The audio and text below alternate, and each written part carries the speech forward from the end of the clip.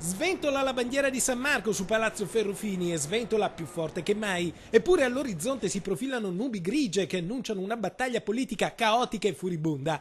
Il Consiglio regionale è chiamato a discutere la legge che indice il referendum per l'indipendenza del Veneto e quando si tratterà di votare la sensazione è che la solidità già fragile dei partiti si frantumerà. Se la sinistra infatti è quasi tutta per il no, il centrodestra si spacca tra favorevoli e contrari e c'è qualche consigliere che minaccia di non essere in aula.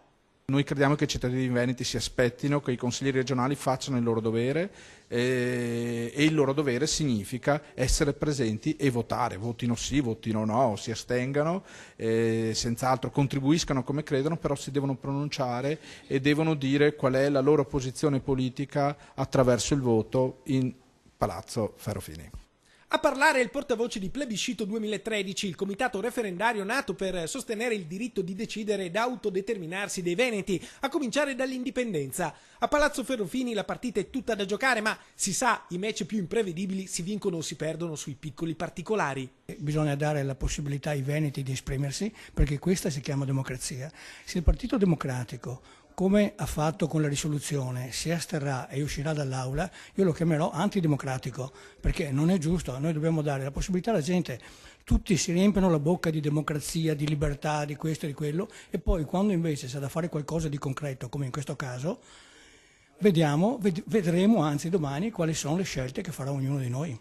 Plebiscito 2013 punta a spostare l'ago della bilancia forzando la mano al Consiglio regionale perché dia il via libera al referendum. Il comitato mostra i muscoli. Alla sua proposta aderiscono in modo trasversale imprenditori, docenti universitari, sindaci come quello di Verona, Flavio Tosi, o quello di Abano Terme, Luca Claudio, l'assessore regionale Marino Finozzi e persino religiosi come Don Floriano Pellegrini e Don Gatto. Quindi personalità della società civile che indipendentemente dalla loro posizione ideologica sostengono il diritto di decidere dei veneti. Ci sono persone che sono a favore dell'indipendenza del Veneto e ci sono persone che sono contro l'indipendenza del Veneto oppure che non hanno una posizione definita, ma che sono tutte accomunate dalla difesa del diritto di voto dei veneti.